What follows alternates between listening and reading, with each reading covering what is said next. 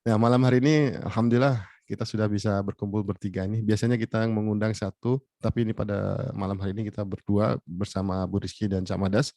Tema yang akan kita bahas ini cukup menarik dan juga menyedot perhatian banyak kalangan ya, baik dari pemerintah atau wakilnya yang di KBRI ataupun rekan-rekan kita yang ada di Arab Saudi, baik itu dari pekerja formal atau non formal, yang legal ataupun yang ilegal. Eee, Temanya itu terkait dengan mas'ul. Jadi kan bahasa Arab sebenarnya mas'ul ini. Mas'ul menguak tabir penanggung jawab, kaburan PMI kaburan di Arab Saudi. Kata-kata mas'ul ini sebenarnya saya juga nggak tahu sejarahnya gimana ya. Mungkin dari siapa dulu nih, bisa nggak memberikan penjelasan apa sih mas'ul itu gitu? Ya dari tugas dan bukan tugas ya, apa ya, pekerjaannya apa, aktivitasnya apa? Mungkin bisa berbeda ya antara Cak Madas dengan Abu Rizky. Silakan dari siapa dulu nih? Dari Abu Rizky dulu ya, silakan Ya, Abu Buski Rizky. yang senior dulu. Tafadhol. Assalamualaikum warahmatullahi wabarakatuh. Waalaikumsalam. Waalaikumsalam. Selamat malam untuk Abu Fakhri, senior kami mungkin. Dan selamat malam untuk teman-teman seperjuangan, senasib seperjuangan dimanapun saudaraku semua berada, pekerja migran Indonesia. Kalau kita bicara soal mas'ul itu sebenarnya kan bisa kita artikan penanggung jawab. Penanggung jawab, kalau bahasa lainnya, kalau di kita, selaku pekerja migran khususnya di KSA, ini kan bisa katakan penanggung jawab kita yang benar itu kan kafil gitu. Mas'ul di sini pengertiannya kan bisa kita artikan penanggung jawab, cuma yang perlu kita pertanyakan, itu tanggung jawab yang ada itu sebatas mana?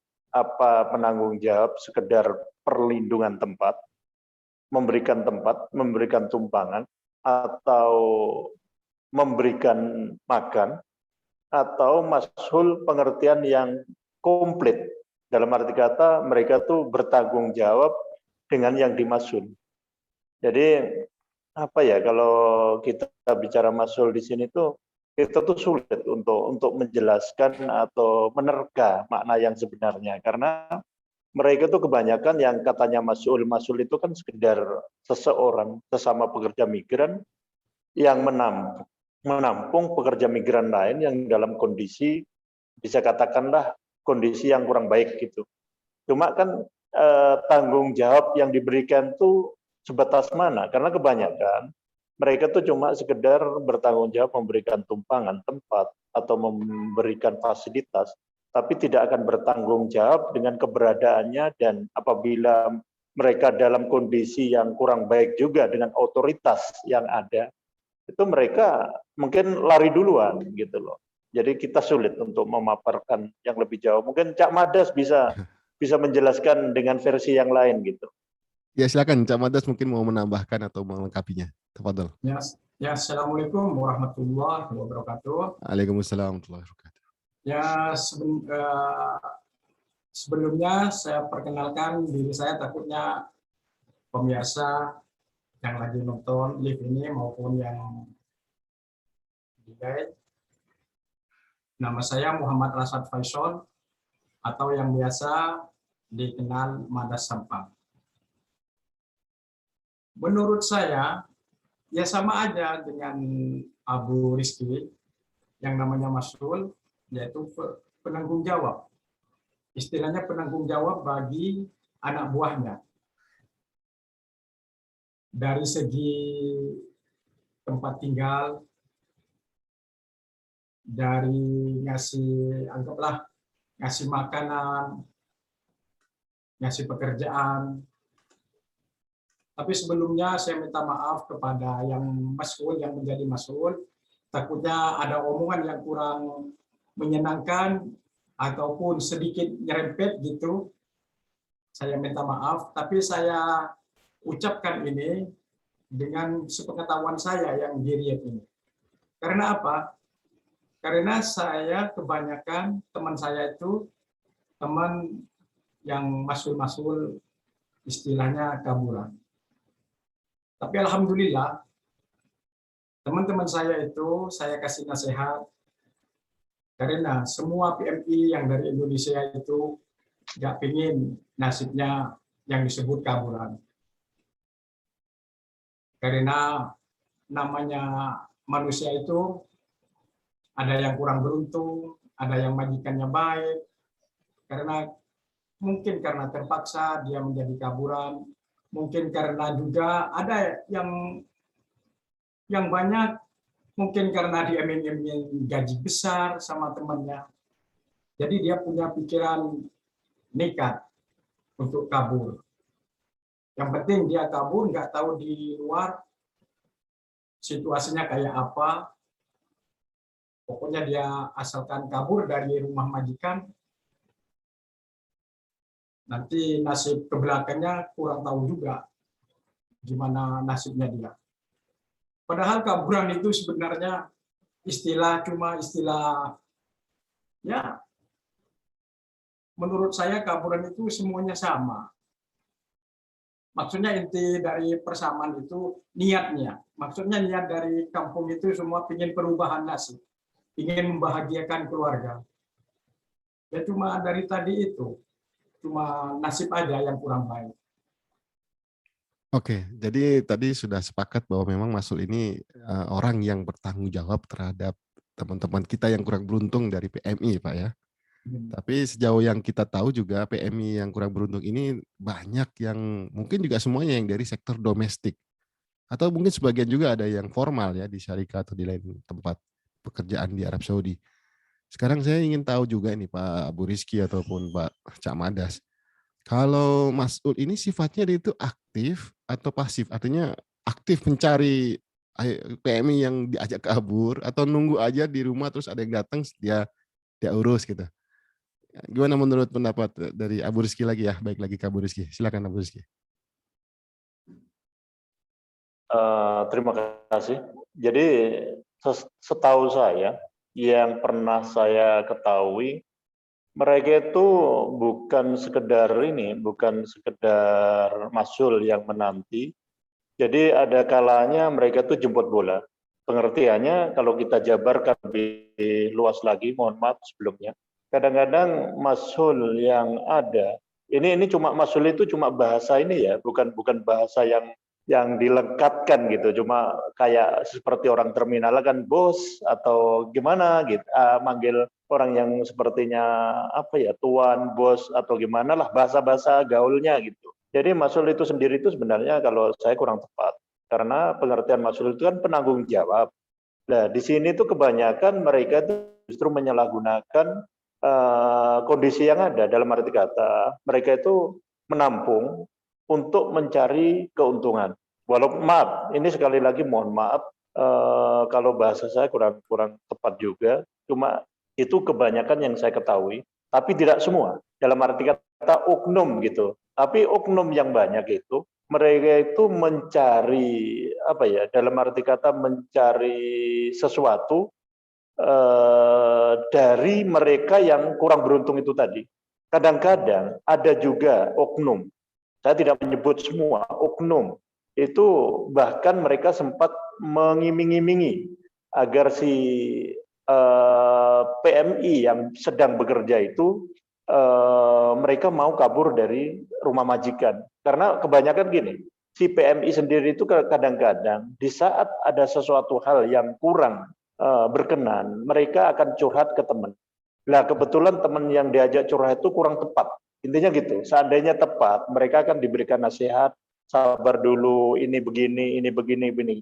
Tapi kalau pas kebetulan nasib dia curhat kepada orang yang kebetulan punya titel Mas-Ul itu tadi, mereka nggak akan berpikir langsung, ya udah gini aja, kalau ini kamu pengen kerja lebih baik. Kadang-kadang iming-iming itulah yang terjadi.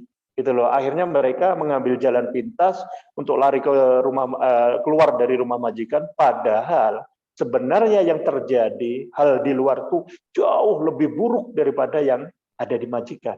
Ibarat bahasa kitanya itu lepas dari mulut singa masuk ke mulut buaya, gitu aja. Itu kalau bahasa-bahasanya. Jadi mohon maaf sekali lagi. Itu yang saya pahamin begitu.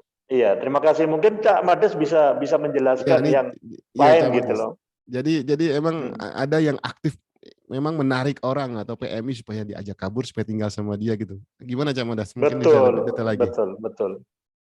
Ya sebenarnya sama aja dengan Abu Rizky. Cuma kebanyakan yang sekarang itu Kang Jalan itu dari sosmed. Terkadang kenal dari Facebook, terkadang dari TikTok gitu, dari teman. Ya kata Abu Rizky tadi, kalau sumpahnya yang curhat itu kebetulan orangnya baik, ya alhamdulillah. Karena dapat berapa bulan itu, saya pernah ditelepon sama oknum PMI yang mau kabur gitu. Karena dia kira saya itu orang Sapara. Saya bilang saya bukan orang Sapara, saya juga Baburiat. Masalahnya apa kata saya? Bahwa majikan saya bla gini. Kamu Sarika apa dari pembantu apa Sarika apa Rumahan. sendiri perumahan? Kafilan. Enggak Pak, saya dari Sarika. Kalau dari Sarika lebih baik kamu minta pulang aja ke Sarikanya, digituin sampai dirayu sama saya jangan. Enggak Pak, katanya kalau kerja di luar gajinya besar gini. Iya, kamu gajinya berapa?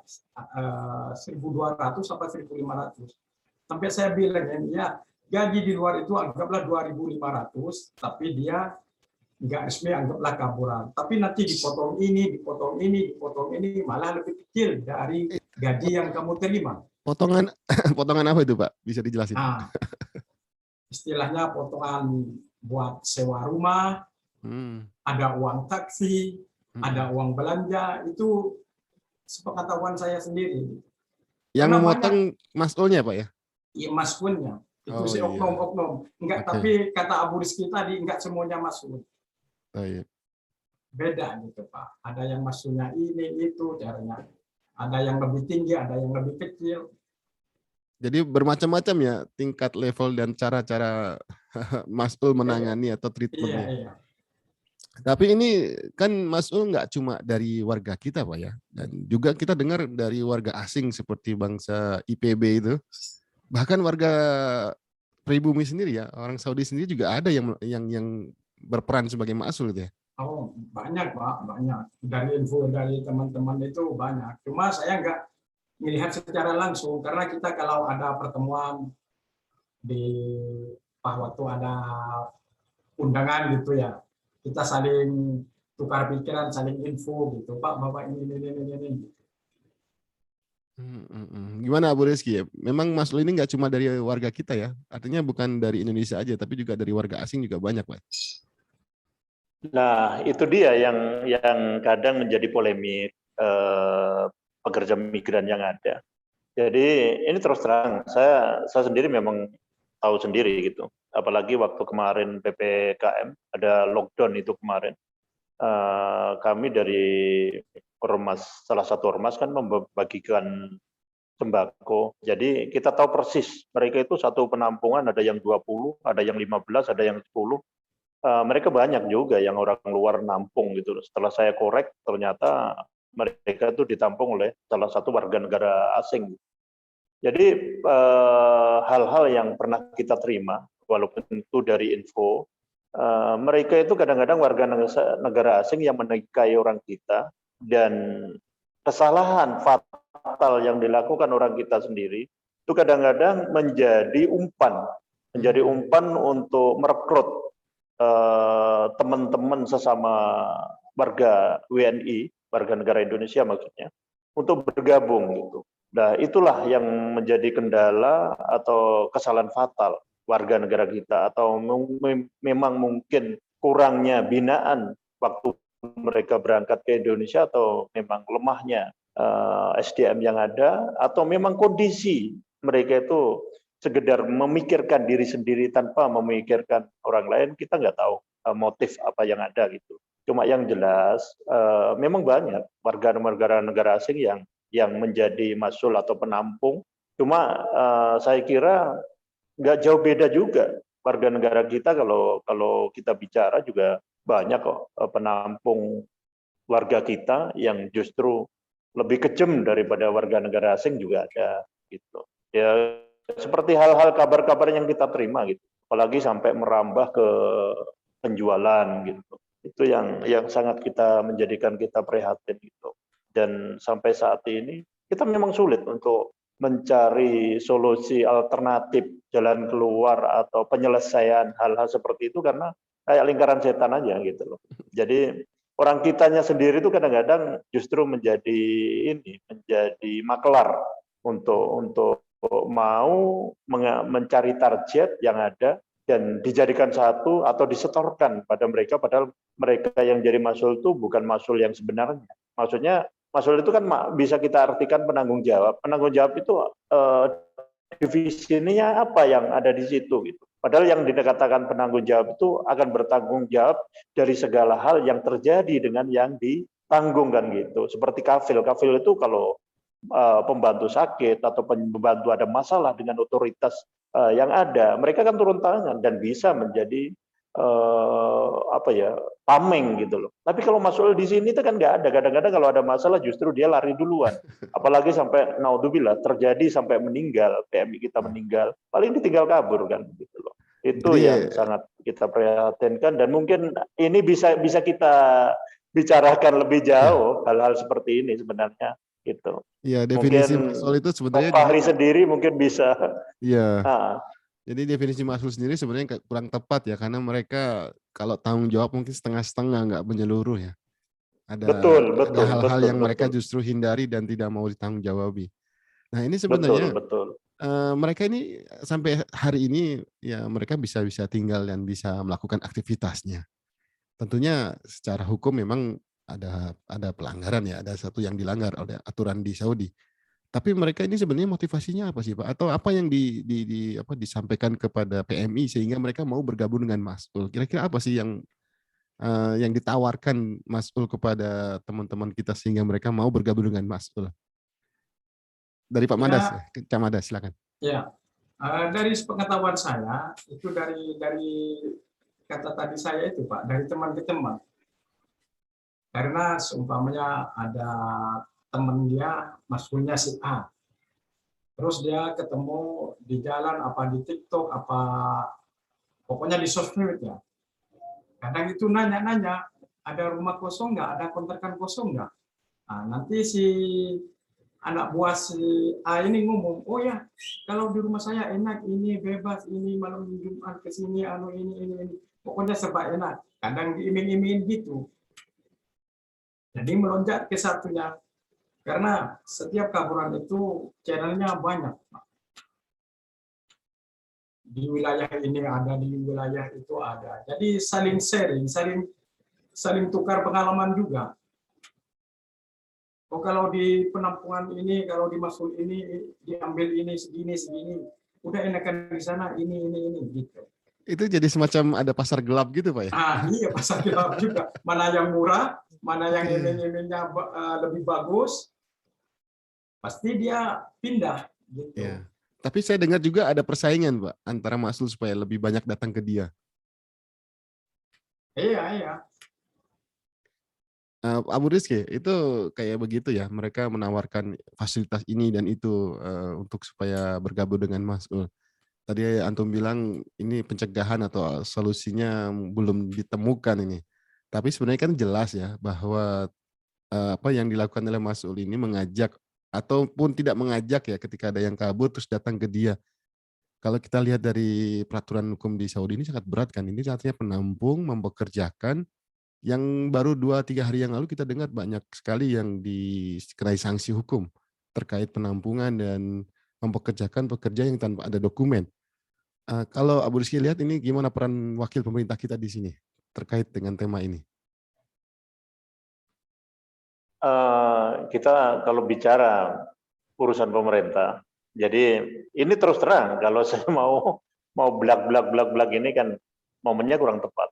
Jadi andai kata perwakilan pemerintah yang ada di sini itu mau kita duduk bareng ngobrol permasalahan ini, mungkin adalah yang bisa kita sampaikan lebih vulgar gitu ya, karena sifatnya kan intern gitu, enggak kalau ini kan ditonton ke layar orang nanti ada yang tersungging kan, kita juga nggak ingin kan hal-hal yang ngobrolan nyaman gini jadi kurang.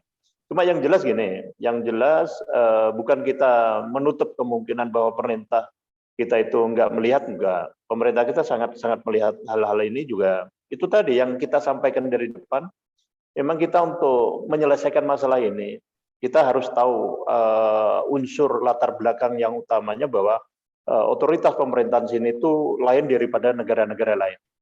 Di sini lebih apa ya, kalau bahasa ininya kan lebih dominan ke individu, maaf bukan individu, tapi lebih ini secara otoritas pemerintahan itu kan lebih kepribadian. Maksudnya pemerintah sini itu nggak open yang luar biasa dengan ini, khususnya untuk ranah hukum loh yang saya bicarakan ini gitu loh.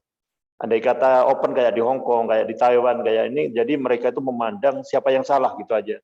Nggak ada istilah kalau bahasanya orang pribumi kita bela, nanti kalau pendatang agak lain gitu, enggak. Jadi dengan kata lain, pemerintah kita itu juga mungkin terkendalanya di situ. Suatu contoh gini aja, ada pembantu teriak-teriak minta tolong, di dalam mereka dikunci, nggak bakalan pemerintah kita khususnya KBRI itu akan dengan leluasa turun tangan datang ke rumah ini itu tanpa didampingi oleh otoritas ini yang resmi.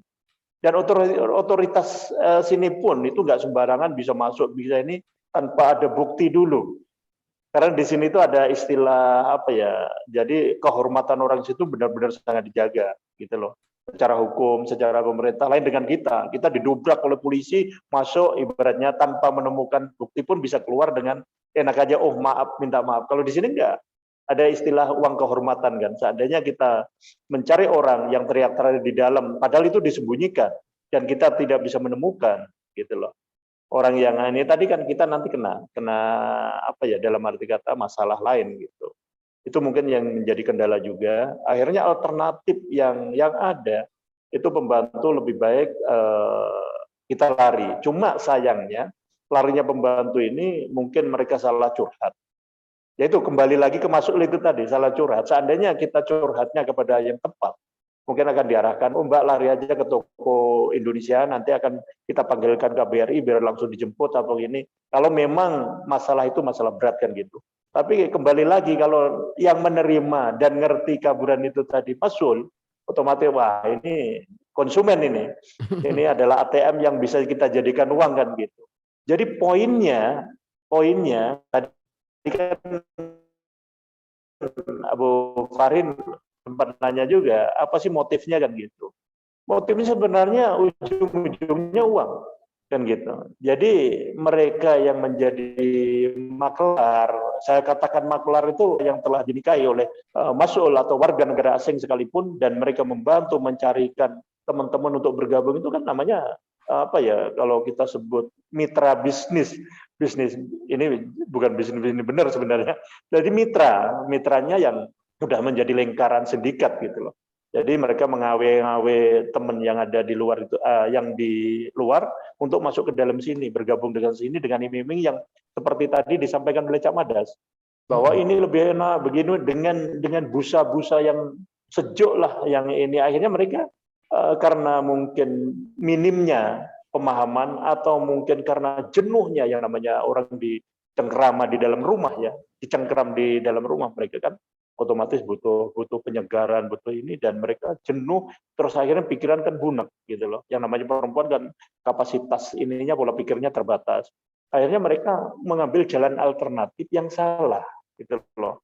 Mereka akhirnya wah di luar lebih banyak gaji, enak saya nanti kerja sih. Mereka tidak akan berpikir panjang efek akibat yang ada, mereka akhirnya kabur gitu loh. Nah, yang ngawe-ngawe yang manggil tadi kan ujung-ujungnya cuma duit motifnya. Nggak ada lain. Dalam hal ini pemerintah Pak KBRI, selama ini kan dari pihak pemerintah kita memang sudah banyak melakukan sosialisasi Pak ya, terkait dengan bagaimana bekerja yang aman dan nyaman di negara penempatan, khususnya kita di Arab Saudi. Tapi saya sendiri pribadi belum tahu kalau ada sosialisasi atau penyuluhan atau edukasi kepada pihak-pihak yang seperti Mas'ul ini. Saya ingin pendapatnya Pak Madas, Cak Madas, gimana posisinya KBRI atau pemerintah kita menyikapi adanya Mas'ul ini? Apakah ada usaha ya untuk mencegah atau juga menindak setelah ada kejadian? Silakan Pak Camadas. Saya sempat mungkin 1 tahun lebih itu sempat berkomunikasi, bertatap langsung, minta saran, pendapat sama staf KBRI, dan sekarang udah pulang. Apa jawaban mereka? Pak Madas, kalau ada saudara kita yang kabur, yang benar-benar mau kerja, silahkan tolong yang benar. Kalau ingin benar-benar mau kerja. Tapi kalau udah seumpamanya udah cukup ya, namanya manusia nggak ada cukupnya, daripada di sini jadi kaburan terus. Kalau udah punya uang, silahkan aja, suruh pulang aja gitu.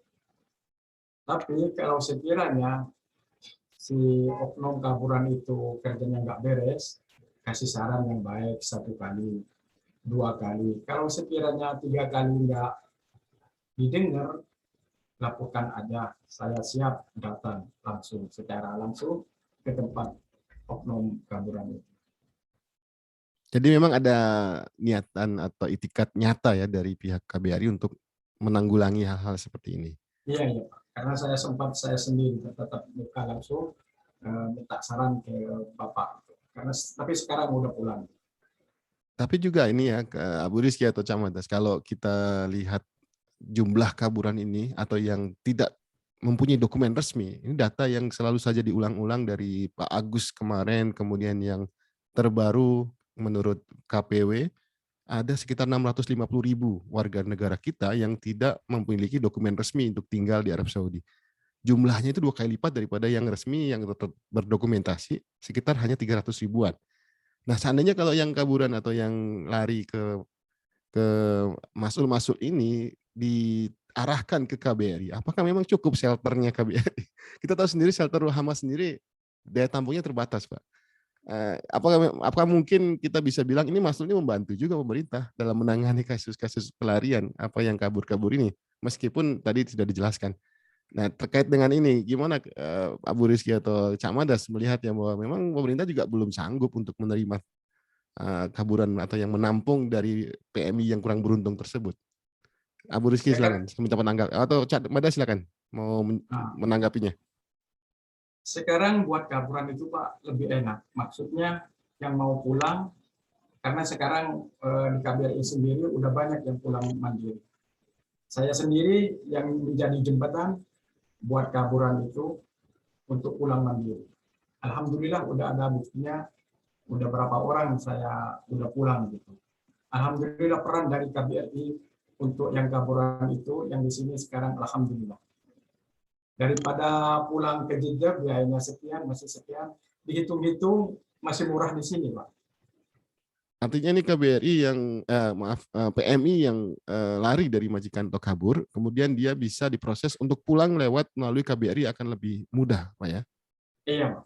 Tapi kalau itu yang mau pulang, Pak Madas. Iya, tapi di garis bawahi kalau nggak punya masalah sama majikan, maksudnya nggak dibalak surtok gitu. Tapi kalau yang mau kerja, kabur tapi pengen kerja lagi, ini gimana? Apa namanya? Apakah KBRI punya memberi solusi gitu? Kira-kira ini mereka kabur karena masalah apapun ya di majikannya.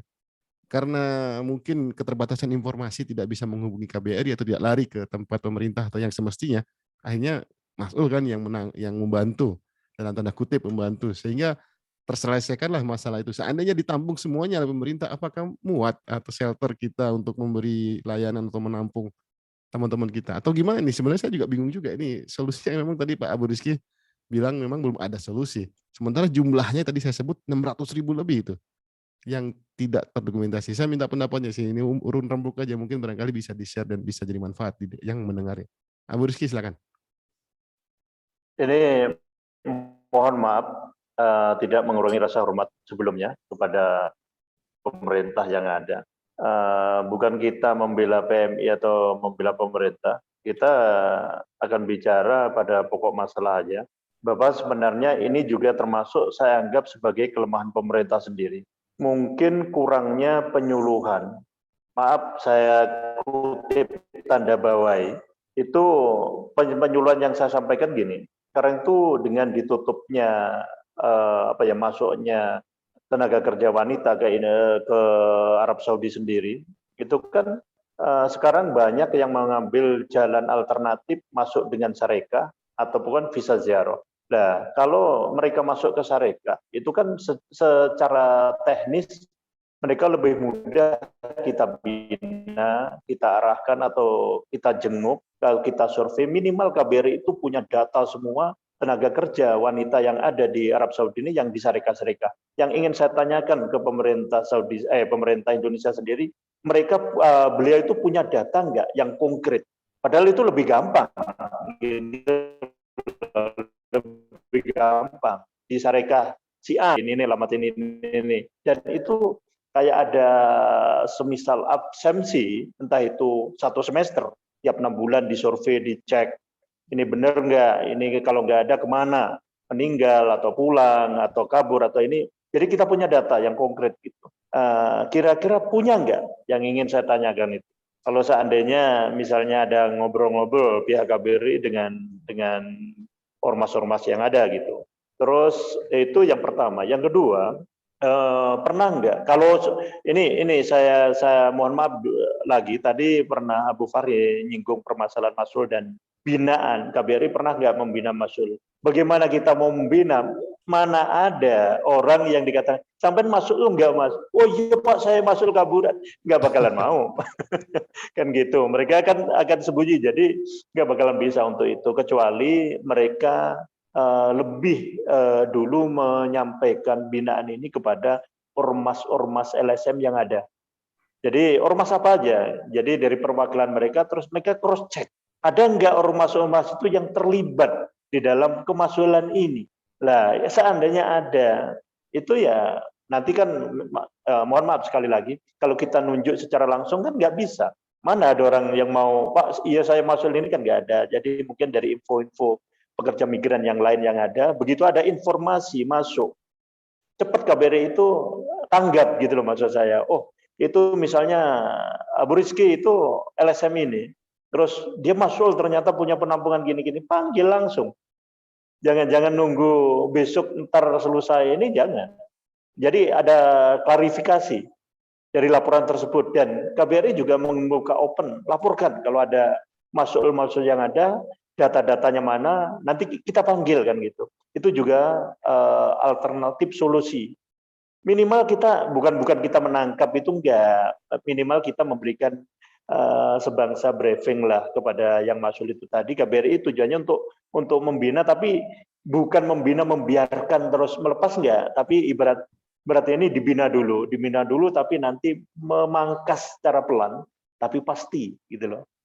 Jadi langkah seperti itu udah pernah nggak dilakukan oleh pihak pemerintah kita gitu, Ya, yang ada di Arab Saudi itu. Ini yang perlu nanti di follow up ke Adnaker atau bagian hukum ya, atau KPW. Nanti akan kita coba kita komunikasikan. Tapi ada kisah cerita gini Pak Abu Rizky dan Cak Madas. Ternyata kalau tadi diceritakan itu hanya kepentingan uang ya, ekonomi, finansial. Tapi ada juga yang menyalahgunakan sampai kepada hal-hal yang melanggar bukan hanya peraturan negara, tapi juga syariat agama. Ini cerita-cerita yang viral kayak gitu emang benar nih Cak Madas ya? Mungkin antum bisa cerita kasus mas'ul yang memanfaatkan untuk penyalahgunaan hal-hal yang dilarang dalam agama sekalipun terhadap anak buahnya ya, atau yang dipekerjakan di mas'ul tersebut. Silakan Cak Madas. Pernah saya ngobrol sama mas'ul, seorang mas'ul yang dekat juga di sini. Dia kerja mungkin stres apa gimana ya, kerja berapa bulan itu Pak nggak digaji, 3 bulan apa nggak digaji ya, dia nunggu sama majikannya, suruh nunggu namanya orang sini. Kata saya kalau udah 1 bulan nggak digaji suruh keluar aja, enggak Pak katanya ini. Nah, terus dia pulang udah 3 bulan belum digaji juga, disuruh kerja nggak mau, malah dia keluar dengan bekerja gituan lah. Gitu. Jadi memang ada Pak ya? Memang ada, dan dia kemauannya sendiri, bukan dari mas'ul. Tapi sepengetahuan saya, kalau yang lainnya saya nggak mau ngomong, setahunya saya gitu. karena dia si Masnya nelfon, mungkin si Abah bisa nasehatin dia. Gitu. Enggak, karena saya lagi butuh, orang tua saya sakit, ini pokoknya saya kasih saran, kasih nasihat, enggak mempan gitu. Mungkin karena kerjanya yang 3 bulan enggak digaji, mungkin dia stres, pas disuruh kerja lagi dia nggak mau, terus dia keluar dari sang mas'ul yang ini karena dianya nggak mau kerja, maunya ya kerja gituan, esek-esek lah gitu. Oke, oke. Ini sekarang saya tersambung nih dengan salah satu mas'ul yang akan bergabung bersama kita. Halo, Assalamualaikum, Mbak. Oke, Mbak, ini saya langsung loudspeaker kan, biar terdengar dengan Cak Madas dan Abu Rizky.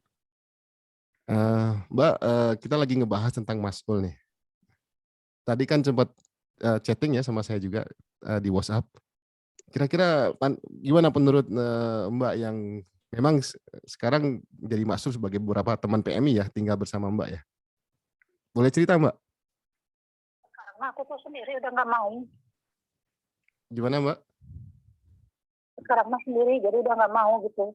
Oke, maksud saya bagaimana aktivitas Mbak sebagai mas'ul? Apakah benar tadi kan sempat kita bahas bahwa memang ada tujuan untuk mencari keuangan, keuntungan di atas rekan-rekan yang sedang kurang beruntung kemudian ditampung. Gimana, Mbak? Nah, kalau buat orang lain ya emang ada gitu. Biasanya bikin kerja kayak gitu dapat untung. Oke, itu dalam suasana yang normal bisa bekerja. Bagaimana kalau seandainya ada yang sakit atau bermasalah dengan pihak keamanan? Apakah mas'ul juga akan ikut menangani, membantu, bertanggung jawab juga nggak, Mbak? Kalau orang lain ya nggak tahu. Kalau aku ya biasa sakit ya dirawat. Oke. Pernah mengalami gitu, Mbak? Ada yang PMI yang ditampung Mbak kemudian harus dirawat kemudian Mbak ngurusinnya? Pernah. Sejauh mana nih, Mbak? Kira-kira repot nggak? Atau Mbaknya nanti dimintai tanggung jawab juga oleh pihak yang berwenang di sini? Ya nggak, kita aja ke rumah sakit, dirawat sampai sembuh gitu kan. Ya kita penyakit aja gitu. Kalau orang lain mungkin ya nggak tahu. Biasanya kan katanya kalau sakit ya ada yang katanya dibuang lah, nggak ngerti deh. Kalau Mbak enggak ya, enggak sampai dibuang ya? Ya kagak bener. Enggak ya, enggak. Jadi mas'ul Mbak ini benar-benar ikut enggak. Gimana, Mbak? Ya enggak lah, kasihan kita dibuang. Memang benar, Mbak. Mas'ul itu juga ada yang kata tanda kutip membuang PMI yang awalnya ditampung karena ada masalah kesehatan atau bahkan juga ada yang hamil kadang-kadang terus mas'ulnya nggak ikut tanggung jawab. Memang ada seperti itu, Mbak? Banyak katanya, pernah aku ada dikasih tahu temen ini katanya kamu kenal anak ini nggak, mata hamil kok bisa hamil, aku bilang gitu kan. Ya tahu-tahu ada bisa gitu kan, nyarinya. Aku bilang nggak tahu, aku nggak pernah suka ada yang tanya gitu dari Hasa, Sudaman gitu kan. Iya, iya. Mungkin kamu kenal. Aku bilang aku nggak tahu kalau masalah orang-orang hamil. Tapi Mbak sendiri nggak pernah kan ngajak PMI supaya kabur terus Mbak tampung di tempat Mbak, enggak ya? Enggak pernah. Terus Jadi teman-teman PMI yang ya Jadi, teman-teman ini bisa ada gabung ke orang Mbak yang gimana kabur. itu? Jadi orang udah kabur ikut masuk, yang nggak baik, gitu. Boleh nggak? Aku bilang silahkan gitu kan kalau mau ikut gitu kan. Oke. Jadi dia tanya gimana gitu kan. Kan suka ada masuk katanya kerja bulanan di rumah. Udah potong kontrakan terus juga tiap bulan dipotong lagi dari kerjaan 500 real. Ada yang kayak gitu.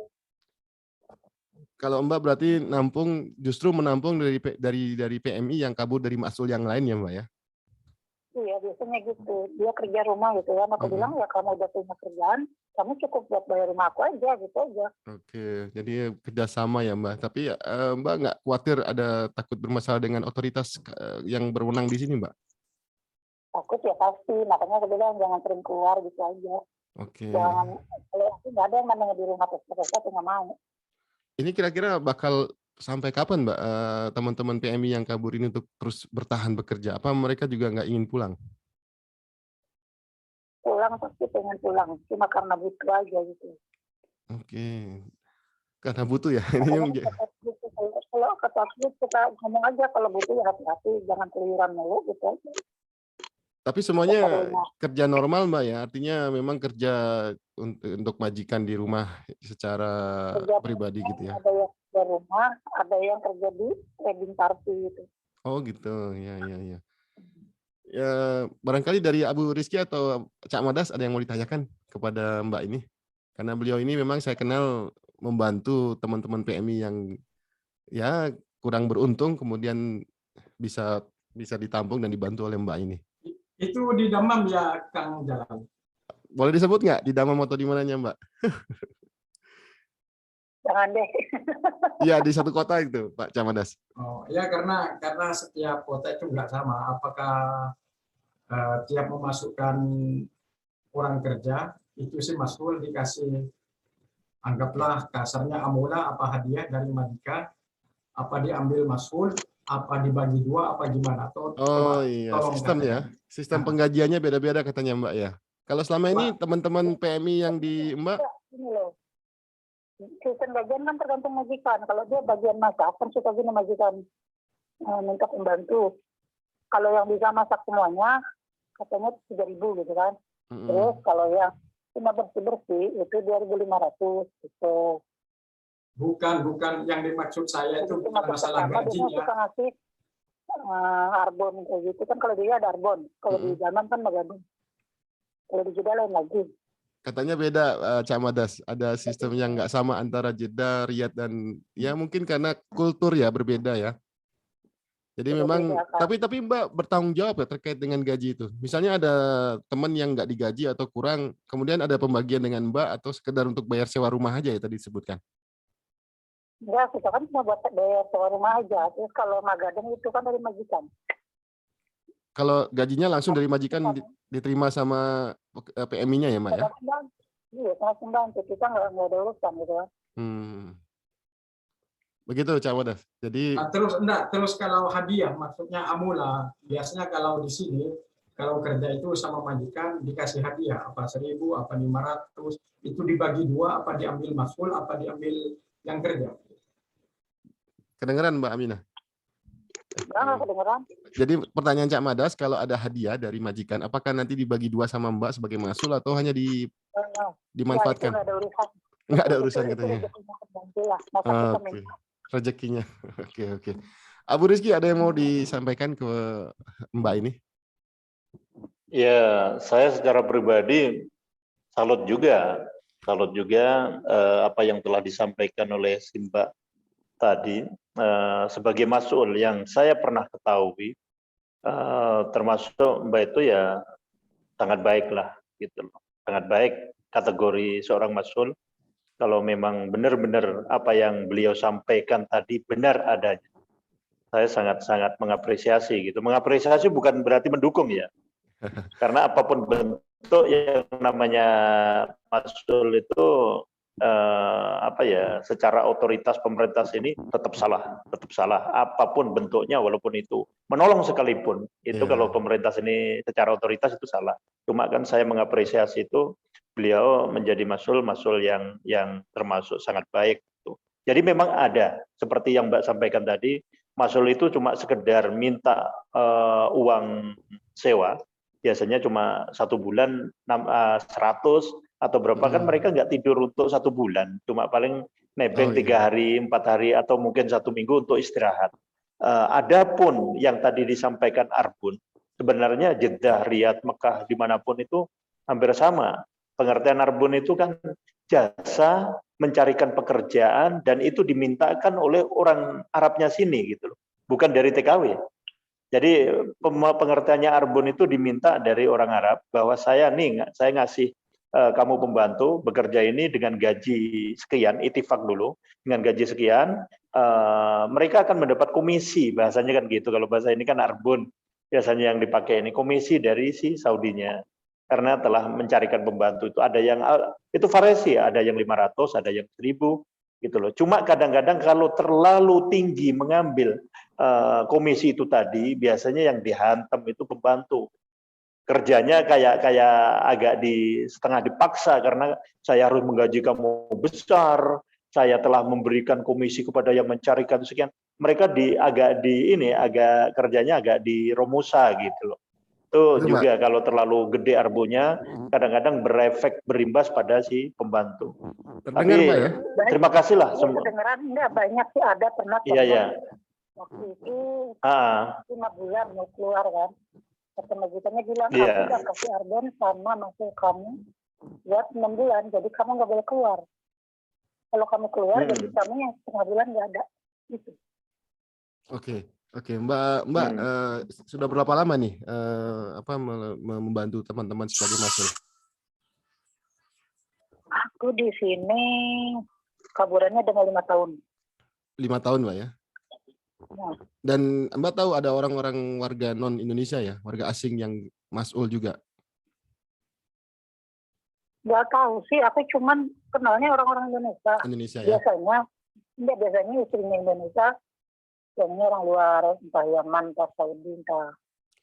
Ini Mbak, lainnya. kalau seandainya KBRI pihak pemerintah meminta kepada masul untuk dibina gitu, Mbak, misalnya dikumpulin nanti ada pengarahan ya supaya lebih baik gitulah nanti. Seandainya begitu, bersedia nggak Mbak dikumpulin sama KBRI, diundang? Kan kalau aku udah biasa, nggak apa-apa. Oh iya, maksudnya Kalau bersama-sama yang lain gitu. Kalau yang lainnya nggak tahu kan, kalau aku kan memang udah biasa lah gitu ya. Yang namanya kumpul sama orang kedutaan tuh. Oh, ada komunikasi ya selama ini ya, sempat ngobrol. Mereka tahu, berarti KBRI tahu ya posisi Mbak ya? Kalau posisi aku masuk nggak tahu, cuman mereka tahunya aku emang sama teman-teman aja gitu, bukan merasa kita itu masuk, cuma kita merasa itu kita tuh teman, bantu nyari kerja gitu aja. Nggak ada yang namanya aku nih masuk loh, enggak. Kira ini Mbak, sebelum ini waktu juga membatasi, saya pingin minta berbagi pengalaman kepada PMI yang kurang beruntung. Sebaiknya gimana sih Mbak? Apakah memang harus ditampung seperti ke Mbak ini, ke Masul, atau memang lebih baik pulang atau ke KBRI? Saya minta pendapatnya Mbak. Ya gimana ya? Kalau emang pengen kerja yang benar gitu, nggak usah lah keluyuran. Kalau emang kabur pengen pulang, ya lebih baik mending ke KBRI atau enggak ke KJRI gitu aja. Gitu Mbak ya? Oke, sangat-sangat simpel. Bukan kabur pengen sama cowok. Oke, berarti nggak benar Mbak ya kalau kabur ternyata kelihatan di medsos malah macam-macam gitu ya? Ya yang lagi ramai aja gitu kan, kebanyakan begitu. Gitu. Dan itu Mbak nggak setuju kayak gitu ya? Mendingan kalau memang kabur kerja, cari tempat yang memang benar-benar untuk bekerja gitu Mbak ya? Iya gitu kan, karena kan kita perlu dana buat pulang gitu. Jangan giliran di sini senang-senang mau pulang punya duitnya 20 real, kata siapa? Kata Pak Kang Dul kemarin. Kata Kang Dul maksudnya. Oke. Di sini senang-senang giliran mau pulang katanya pegang duit 20 real. Oke, Masya Allah. Oke, terima kasih Mbak. Nanti ini akan didengar oleh banyak teman-teman PMI. Semoga banyak manfaat dan faedah yang bisa didengarkan dari Mbak atas nasihat dan share-nya. Makasih Mbak ya, terima kasih banyak. Nanti saya hubungi lagi setelah acara selesai. Jazakallah khair. Assalamualaikum. Waalaikumsalam. Ya begitu ke Abu Rizky sama Cak Madas. Memang fenomena masuk ini bermacam-macam dan setiap daerah, setiap kota nggak bisa dipukul rata ya. Ada kadang-kadang nggak sama. Ya ini kita waktu memang terbatas Pak, tinggal 9 menit lagi. Saya minta nasihat lah atau pesan terakhir nih sebelum kita tutup dari Abu Rizky dulu, silakan. Terima kasih sebelumnya waktu yang ini. Semoga ini bisa dirasa atau direnungkan oleh teman-teman kita, saudara-saudara sesama pekerja migran Indonesia yang ada di Arab Saudi. Jadi janganlah kita itu gampang terbuyuk oleh omongan yang manis-manis di luar. Dan sesedih apapun, sesulit apapun yang telah kita jalani itu adalah sebagian dari takdir. Dan ingat satu hal, bahwa Allah tidak akan menguji kita di luar kemampuan. Yang penting kita itu harus punya kesabaran, karena seandainya kita keluar, itu bukan penyelesaian yang baik, tapi itu justru mungkin akan menambah penderitaan kita yang jauh lebih besar. Mendingan kalau kita memang toh kontak-kontak KBRI atau teman-teman yang lain, atau dai-dai asatid yang ada, jaliat-jaliat yang ada, mungkin adalah tempat curhat yang terbaik. Seandainya kita punya masalah, kita tinggal kontak, minta nasihat gini, tapi jangan sampai kabur. Karena kabur bukan suatu penyelesaian. Itu yang bisa kami sampaikan. Sangat-sangat berisi, padat, dan mengena. Insya Allah mudah-mudahan bisa didengar oleh teman-teman kita sesama PMI. Dari Cak Madas, saya silakan. Yes, buat saudara-saudara PMI yang udah menjadi kaburan, marilah kita mencari rezeki yang halal, kerja yang benar, kerja yang giat, nabung yang giat, supaya kita kalau udah pulang bisa merasakan kerja yang jauh, yang telah meninggalkan saudara ataupun keluarga semua, yang punya istri ataupun yang punya suami, biar kita dirantau menjadi babu, marilah kita usahakan di negeri sendiri menjadi raja. Amin, amin, Cukup amin. sekian. Mudah-mudahan PMI dimanapun berada tetap dikasih kesehatan, umur panjang, sukses selalu sampai pulang. Amin, Amin. Amin. amin ya Rob. Baik Pak, karena waktu membatasi Bu Rizky dan Cak Madas, mungkin tema ini akan lebih afdol lagi nanti kalau kita sampaikan dan kita share dengan pemerintah, wakil pemerintah kita di Arab Saudi, baik itu KB itu KJRI. Meskipun sebenarnya mereka tadi disinggung Pak Bu Rizky dan Cak Madas, mereka paham tahu, mungkin dengan dorongan kita, dengan kita bersuara seperti ini akan lebih insentif lagi bagaimana cara menangani atau memberikan solusi yang terbaik bagi PMI kita semuanya. Jazakallah khair Abu Rizky dan Cak Madas, semoga ini menjadi pelajaran bagi kita semua, manfaat bagi kita semuanya. Akhirnya saya akan tutup dengan membaca Alhamdulillahirabbil alamin, dan saya ucapkan assalamualaikum warahmatullahi wabarakatuh. Waalaikumsalam warahmatullahi wabarakatuh.